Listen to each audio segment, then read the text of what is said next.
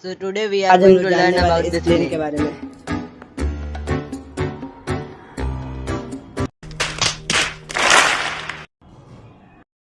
नहीं, वो तो सिर्फ एक मजाक था। हम लोग जानने वाले इस एरोप्लेन के बारे में।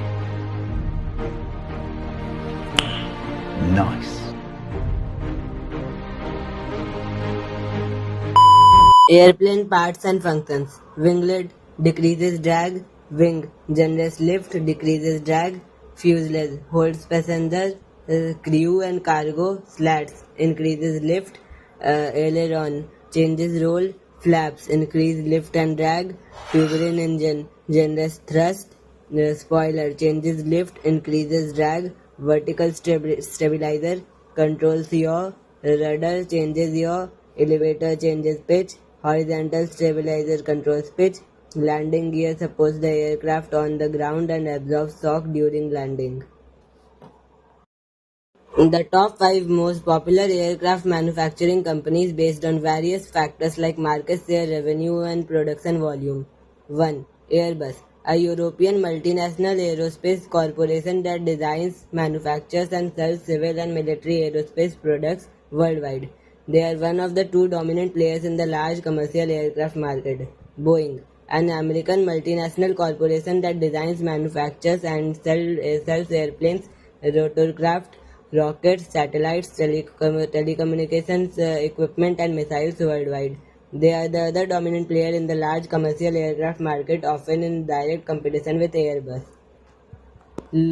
3. Lockheed Martin, an American aerospace arms, defense, information security, and technology corporation. While they produce some commercial aircraft, they are primarily known for their extensive range of military aircraft, including fighter jets like the F-35 and F-22.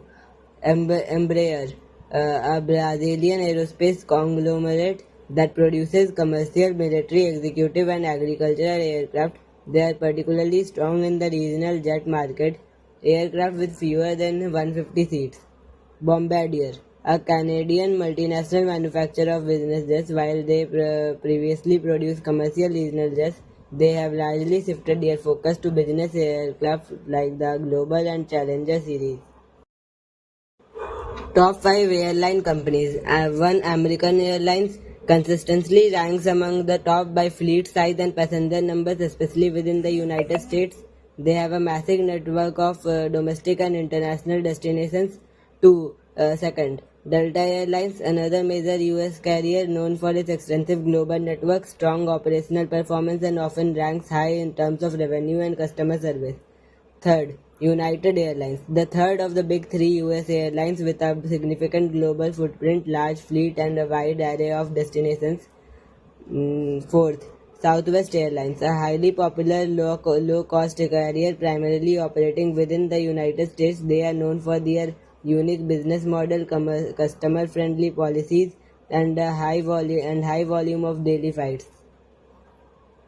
Fifth, Emirates. Based in Dubai, Emirates is a prominent international airline particularly known for its extensive long-haul network, luxurious cabins, and a large fleet of wide-body aircraft, especially the Airbus A380. Plane crashes during takeoff are typically the result of a complex interplay of factors rather than a single cause. Here are the main categories of causes. First, engine failure. Loss of thrust. One or more engines might fail to produce sufficient power for takeoff due to mechanical issues, foreign object ingression, burst/debris, or fuel problems. Engine fire and engine catching fire during the takeoff roll can lead to immediate abort or critical situation if the aircraft is already airborne. Second, pilot error. Incorrect takeoff configuration. Pilots might forget to get set flaps/slats correctly, or the trim might be set improperly, leading to insufficient lift or control issues. Modern aircraft have warning systems to prevent this, but they can be overridden or ignored. Rejected takeoff orders, rejected takeoff errors, RTO. An RTO is a high risk maneuver. Errors can include initiating an RTO at too high speed above V1 or failing to effectively execute it, leading to runway overrun. Loss of control, in rare cases, mishandling of controls due to disorientation, incapacitation, or misjudgment can occur.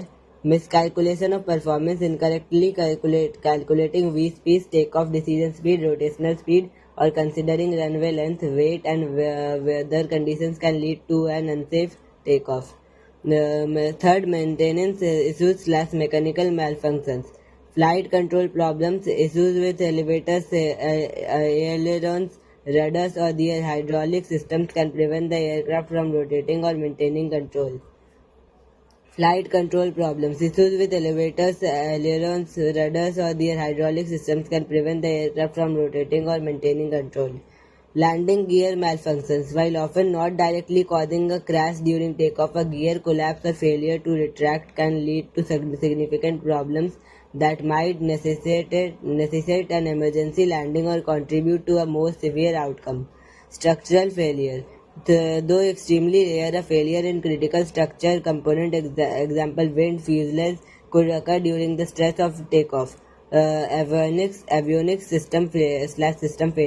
Malfunctions in critical instruments or computer systems could provide incorrect data or prevent proper control. Environmental factors. Wind shear. Sudden drastic changes in wind speed or direction, especially microbursts, can severely impact an aircraft's lift and performance during takeoff, potentially pushing it down. Contaminated runway. Ice, snow, standing water, or even loose debris on the runway can reduce braking effectiveness during an RTO or cause skidding. Bird strikes. Large bird strikes, especially into engines or windshields, can cause catastrophic damage or incapacitate pilots. Severe weather. Heavy crosswinds, strong turbulence, or low visibility can complicate takeoff operations. Fifth, external factors. Foreign object debris (FOD) objects on the runway, tools, parts, rocks can be ingested by engines or damaged tires, leading to issues. The runway incursions, excursions. Another aircraft or vehicle on the runway during takeoff can lead to a collision. And excursion means the aircraft leaves the paved surface of the runway. The fatal 1000 feet. The takeoff and initial climb phase of flight, often referred to as the fatal 1000 feet along with landing, is considered one of the most critical phases because the aircraft is at low altitude, low speed, and often at maximum weight, leaving very little room for error or recovery from a major malfunction. Every system is under immense stress, and any failure requires immediate and precise action from the flight crew. Aviation safety has vastly improved, and multiple layers of redundancy, rigorous maintenance, advanced training, and sophisticated warning systems are in place to prevent these incidents. Plane crashes during the flying high phase, also known as the en route or cruise phase, are statistically the safest part of a flight. However, when they do occur, the causes are often distinct from those during takeoff or landing. Here are the primary causes. 1. Structural failure. Fatigue. Over time, repeated stress on aircraft components can lead to microscopic cracks that propagate, eventually causing a major structural failure in fuselage, wings, or tail. This is a very rare cause due to rigorous inspection and maintenance schedules. Corrosion. Unchecked corrosion can weaken metal structures, leading to failure. Manufacturing defects. Extremely rare but inherent flaws in materials or construction can manifest at altitude under stress. Explosive decompression. A sudden loss of cabin pressure due to structural failure, example a hole in the fuselage, can lead to rapid onset of hypoxia and chaos, potentially causing loss of control. Second, severe turbulence. Clear air turbulence, CAT. This is a turbulence that occurs in clear skies, often near jet streams, and is not associated with visible clouds.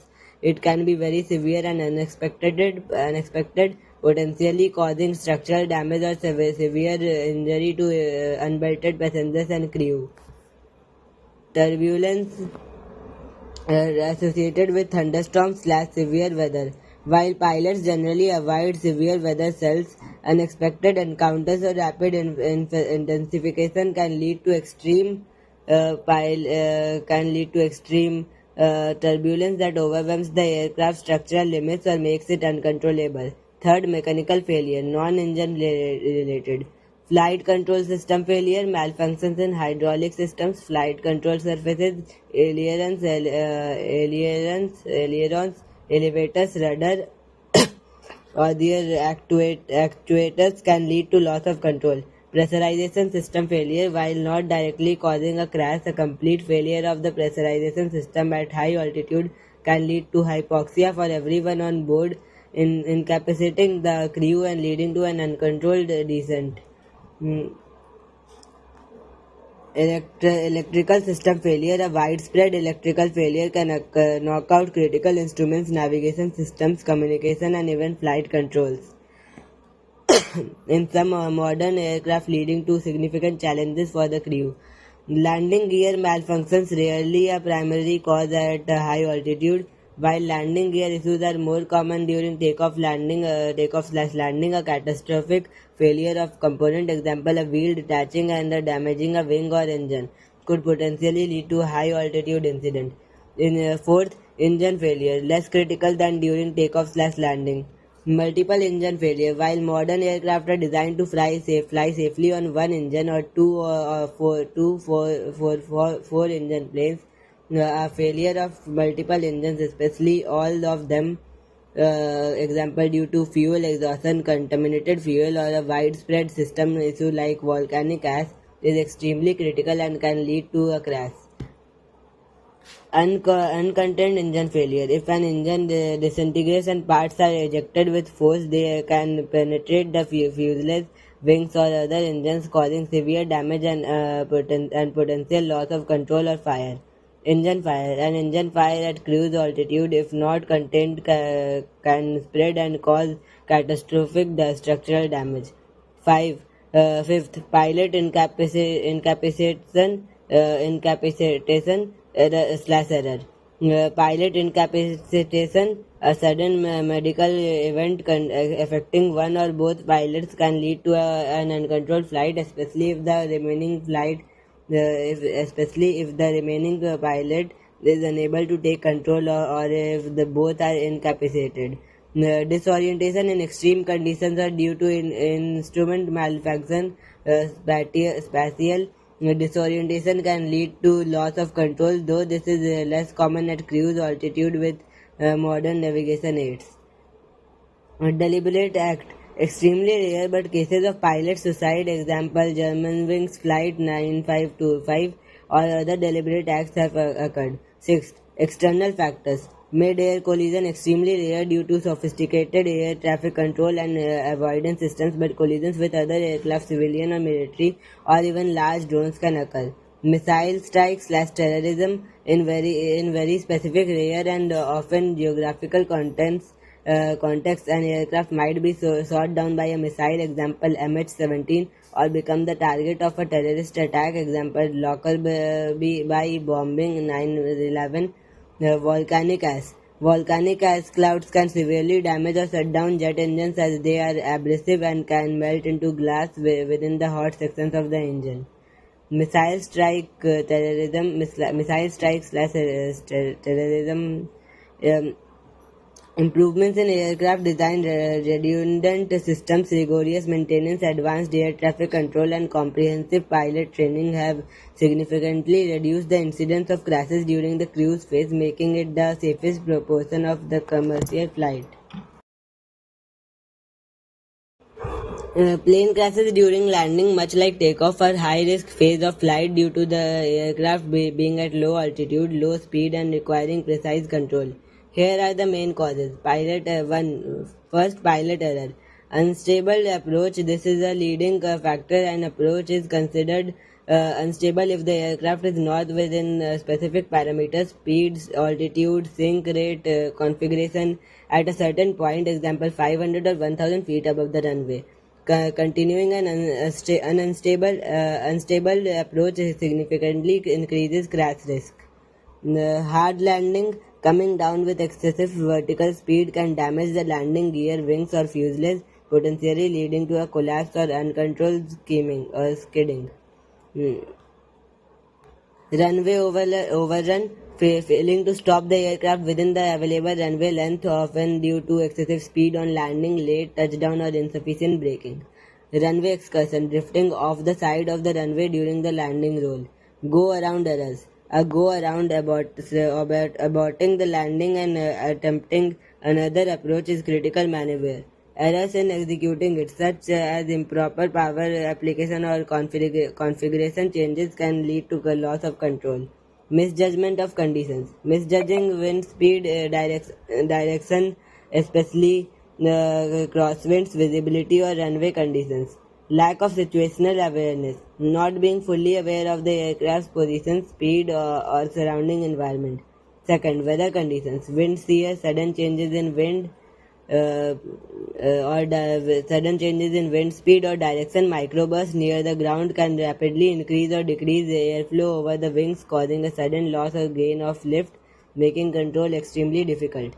Crosswinds. Strong winds blowing across the runway can make it challenging to maintain directional control during the approach and landing roll. Low visibility.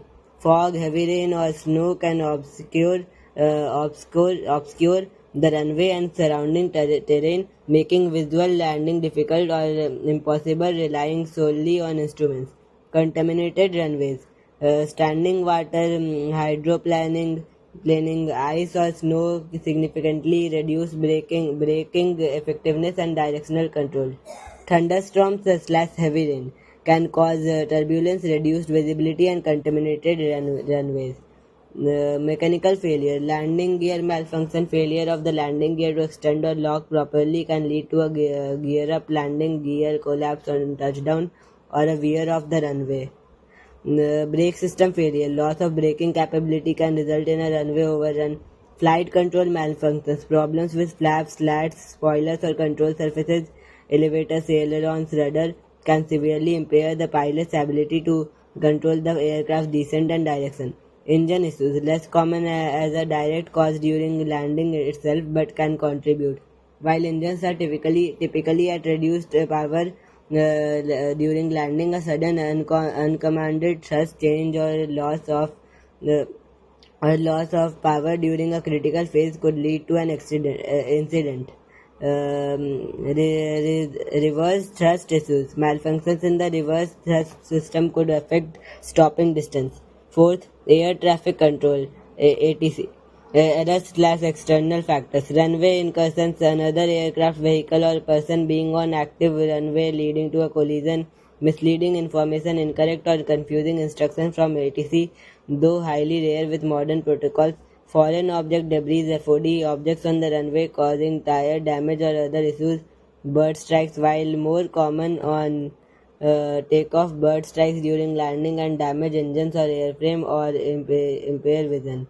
Fifth, airport infrastructure slash design. Short runways, insufficient runway length for aircraft's weight, speed, and prevailing conditions. Poor lighting, inadequate runway or approach lighting, especially in low visibility terrain slash obstacles. Obstacles near the runway or challenging surrounding terrain.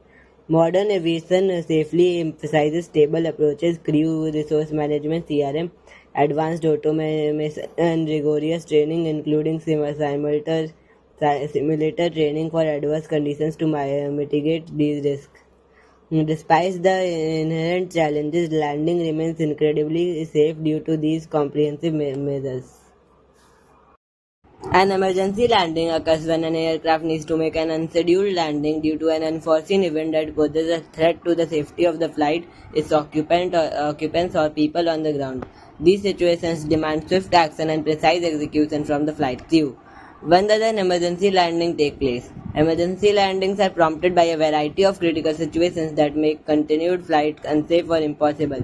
Here are the common scenarios: mechanical failures, engine failure, one or more engines cease to function, landing gear malfunction, the landing gear fails to extend or retract properly, hydraulic system failure, loss of hydraulic pressure affects flight controls, landing gear or brakes. electrical system failure, loss of power to critical systems, structural damage, damage to the aircraft's body or wings, example from a bird strike, mid-air collision, or severe turbulence. Medical emergency, the serious health issue involving a passenger or crew member that requires immediate medical attention on the ground. Severe weather, unforeseen and rapidly deteriorating weather conditions uh, that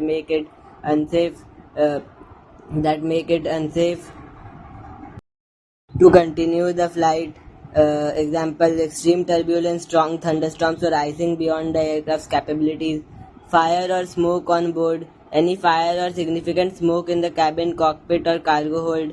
Fuel exhaustion or leak. Running critically low on fuel or a fuel leak that prevents reaching the planned destination. Security threats, hijacking, bomb threats, or other security incidents. Loss of communication, complete failure of radio communication with air traffic control. How does an emergency landing take place? The how of an emergency landing depends heavily on the specific nature of the emergency, the type of aircraft, and the available landing sites. However, pilots are extensively trained for these scenarios and follow a systematic approach. First, aviate, navigate, communicate (ANC). This is the fundamental principle of emergency procedures. Aviate. Maintain control of the aircraft. This is the top priority. The pilot focuses on flying the plane and keeping it stable. Navigate. Determine the best course of action, which usually involves identifying the nearest suitable landing site. This could be an airport, an open field, a highway, or as a last resort, water. Communicate. Declare the emergency to air traffic control (ATC). ATC will provide assistance by clearing airspace, offering guidance, and alerting emergency services on the ground. They will also give priority to the distressed aircraft. Second, assessment and decision making. The flight crew assesses the nature and severity of the emergency. They consult emergency checklists specific to the aircraft type and the particular malfunction. These checklists provide step-by-step instructions to mitigate the issue. They determine the most appropriate type of emergency landing.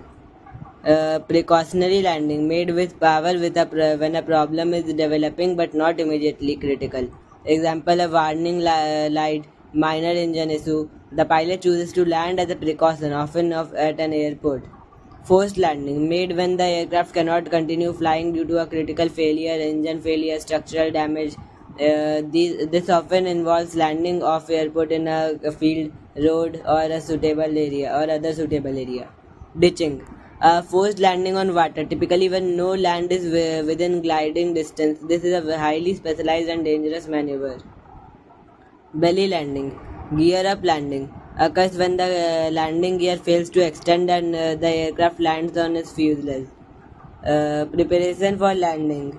Aircraft configuration. Depending on the emergency, pilots will configure the aircraft for landing, which might involve adjusting flaps, landing gear if possible, and speed. Securing the aircraft. Pilots follow procedures to shut down non-essential systems, cut off fuel supply to reduce fire risk, and ensure passengers and crew are as safe as possible. Passenger briefing. The cabin crew will provide a detailed emergency briefing to passengers, instructing them on brace positions, emergency exits, and the use of life vests for ditching. Execution of the landing. Pilots aim to execute a controlled landing even in dire circumstances to minimize impact forces and maximize the survivability. If landing off airport, they will select the best possible terrain considering obstacles, wind direction, and surface conditions. For a forced landing without power gliding, pilots will manage altitude and airspeed to reach the chosen landing site. In a ditching, the pilot aims to land parallel to ocean swells and a minimal speed to reduce the impact. Post-landing procedures. Once on the ground or water, the crew initiates evacuation procedures, emergency services, fire rescue, medical that were altered by ATC will be on standby and respond immediately to the scene. Emergency landings are rare occurrences, but the rigorous training of pilots and the comprehensive procedures in place are designed to ensure the highest possible chance of survival for everyone on board. One of the most famous and well-documented case studies of an emergency plane landing is the US Airways Flight 1549, The Miracle on the Hudson. Brief case study: US Airways Flight 1549, The Miracle on the Hudson. Date: January 15, 2009. Airbus 320-214. Location: Hudson River, New York City, USA. Pilots: Captain Chesley Sully Sullenberger and First Officer Jeffrey Skiles. The incident: shortly after taking off from LaGuardia Airport in New York City, US Airways Flight 1549, bound for Charlotte, North Carolina, encountered a severe bird strike. A flock of Canada geese impacted both engines, causing a rapid and complete loss of thrust. The emergency. At last, under 3,000 feet, with both engines failed, the crew faced an immediate and critical emergency. Air traffic control (ATC) quickly offered options to return to LaGuardia or divert to nearby Teterboro Airport. However, Captain Sullenberger, realizing their low altitude, decreasing airspeed, and the time required to turn back, determined that neither airport was a viable option. He made the immediate and audacious decision to attempt a water landing ditching on the Hudson River. The landing. With remarkable calmness and skill, Captain Sellenberg and First Officer Skiles executed a controlled ditching. They configured the aircraft for a water landing, ensuring the flaps were extended to maximize lift at a low speed and that the aircraft was level upon impact. The landing on the cold Hudson River was surprisingly smooth considering the circumstances. Outcome: all 155 passengers and crew members survived the landing. The aircraft remained largely intact and floated on water, allowing for an organized evacuation into the wings and emergency slides. Ferries and rescue boats, altered by ATC, quickly arrived on the scene to rescue the occupants. Lessons learned. The Miracle on the Hudson became a testament to exceptional piloting skill and training. Captain Sullenberger's decisive decision making and precise execution of the ditching procedure were paramount. Effective crew coordination. The seamless teamwork between the cockpit crew and the cabin crew, who effectively briefed and evacuated passengers, was crucial. Redundancy and design. The Airbus A320's robust design allowed it to withstand the impact and remain afloat, aiding in the successful evacuation. Rapid emergency response. The quick response of local emergency services and civilian vessels contributed significantly to the successful rescue of all individuals. This event is widely studied in aviation for its successful outcome against overwhelming odds and highlights the importance of thorough pilot training, quick decision making under pressure, and the resilience of aircraft systems. In India, similar to global aviation, airline tickets are categorized primarily by the level of comfort, services, and flexibility they offer. Here's a breakdown of the main types of aircraft tickets available, along with approximate average prices for domestic and international flights. It's crucial to remember that prices are highly dynamic and depend on numerous factors. Time of booking. Booking well in advance usually yields lower prices. Seasonality. Peak travel seasons, holidays, festivals, summer vacations see higher prices. Demand. Popular routes tend to be more expensive. Airline. Budget carriers versus full service airlines. Layover versus direct. Direct flights are generally more expensive. Flexibility. Refundable/changeable tickets cost more. Sales and promotions. Airlines frequently offer discounts. Types of aircraft tickets. Cabin classes in India. First, economy class. Features. This is the most common and affordable class. You get standard seating with limited leg room, basic in-flight entertainment if available, and standard meal/beverage service. Sometimes purchasable on budget airlines. Baggage allowance is typically restricted. Subclasses/fares. Within economy, airlines often have various fare buckets. Example: basic economy, value, classic, flex. Basic economy is the cheapest but comes with the most restrictions. Example: no seat selection, no changes, limited baggage. Flex fares offer more flexibility flex fares offer more flexibility for changes or cancellations but are pricier. Ideal for budget conscious travelers, short to medium haul flights. Second, premium economy class. Features: a setup from economy offering a step up from the economy, offering a balance between comfort and cost. You generally get more legroom, wider seats, slightly better recline, improved meal options, and enhanced entertainment, and sometimes priority boarding/check-in. Baggage allowance is usually higher than economy, ideal for travelers seeking more comfort than economy without the high cost of business class, especially on longer domestic or international flights. Third, business class. Features designed for comfort, convenience, and luxury. Business class offers significantly more spacious seats, often reclining to fully flat beds on long haul flights. Perks include gourmet meals, a wide selection of beverages, enhanced in-flight entertainment, amenity kits, lounge access at airports, priority check-in, security, boarding, and baggage handling. Ideal for business travelers, those on long-haul flights who prioritize comfort and rest, and leisure travelers looking for a more luxurious experience. Fourth, first class. Features: the pinnacle of luxury in air travel. Less common on domestic Indian routes, more on select international routes by full service carriers. Offers the highest level of privacy and comfort, often with the private suites, dedicated flight attendants, personalized dining, exclusive lounges with premium amenities, and chauffeur services to/from the airport. Ideal for to the airport. Ideal for ultra high net worth individuals, celebrities, or anyone seeking the most exclusive and personalized travel experience.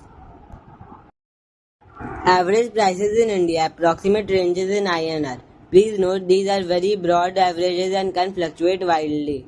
Always check current prices for specific routes and dates. First, domestic flights within India. Economy class. Short routes 1 to 2 hours, example Delhi to Mumbai, Kolkata to Bhubaneswar, rupees 3000 to rupees 8000.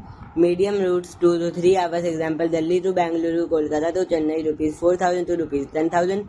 Longer routes 3 plus hours, example Delhi Port Blair, Bangalore to Srinagar, rupees 6,000 to rupees 15,000 plus. Basic economic slash sale fares can sometimes be found as low as rupees 2,000 or even less for very short early bird bookings. Premium economy class, generally 1.5x to 2.5x the economy fare, so roughly rupees 6,000 minus rupees 25 to rupees to 25,000 depending on the route and airline. Not all domestic airlines offer a distinct premium economy cabin. Business class, typically 3x to 5x the economy fare, ranging from rupees 10,000 to rupees 40,000 plus for domestic routes depending on the airline and flight duration. Typically second, international flights from India. Economy class, short haul, example to Southeast Asia, Middle East, rupees 15,000 to rupees 35,000 round trip. Medium haul, example to Europe, rupees 35,000 to rupees 65,000 round trip.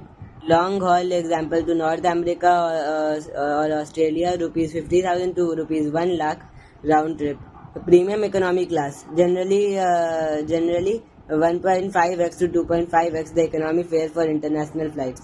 Roughly rupees 40,000 to rupees 1,000 to rupees 1 lakh 20,000 plus.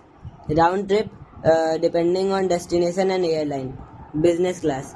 Typically 3x to 5x the economy fare for international flights. Roughly rupees 1 lakh to rupees 3 lakh 50,000 plus. Round trip with prices for long haul routes easily exceeding rupees 5 lakh. First class, often 5x to 10x or more than the economy fare for international flights. Can range from 3 lakh to rupees 10 lakh. Round trip for major long haul routes. Tips for finding better prices. Be flexible. If your travel dates are flexible, use whole month or cheapest month. Search tools on flight companies and websites. Book in advance, especially for international travel. Booking several months ahead can save you money.